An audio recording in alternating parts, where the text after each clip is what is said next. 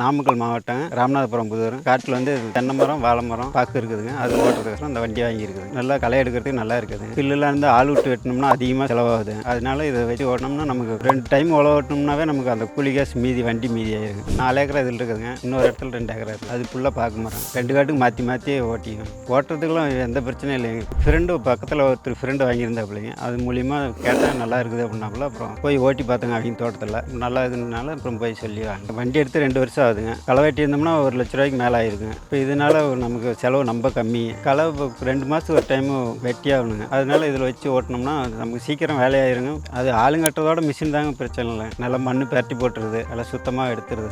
ஆளுங்க வெட்டினா கொஞ்சம் மேலால் வெட்டுவாங்க. இது கொஞ்சம் ஆழமாக வேறு வரைக்கும் எடுத்துருது. ஆழமாக வெட்டி எடுக்குதுங்க, சுத்தமாக எடுத்துருது. ஆளுங்க வெட்டினா ஒரே வாரத்துலேயும் மறுபடியும் பச்சையாக தெரியும். இது வந்து நல்லா ஆழமாக வேறு வாங்க எடுத்ததுனால பில்லு முளைக்கிறதுக்கு கொஞ்சம் லேட்டாகும். புதுசாக முளைச்சி தான் வந்தாகணும். சர்வீஸ்லாம் வந்து பண்ணிட்டு கொடுத்துறாங்க. நம்ம கூப்பிட்டு சொன்னோம்னா வந்துடுறாங்க. ஆயில் ஃபஸ்ட்டு 10 மணி நேரம் ஆச்சுன்னா ஓட்டிட்டு மாற்றிடணுங்க. அப்புறம் 2வது டைம் 20 மணி நேரம் ஓட்டிட்டு இது வரைக்கும் ஒரு 5 டைம் மாற்றிருக்கிறேன். ஆயில் மாற்றுறதுலாம் எந்த சிரமமும் இல்லைங்க. நாமளே கழட்டி மாட்டி ஊற்றிடலாம்.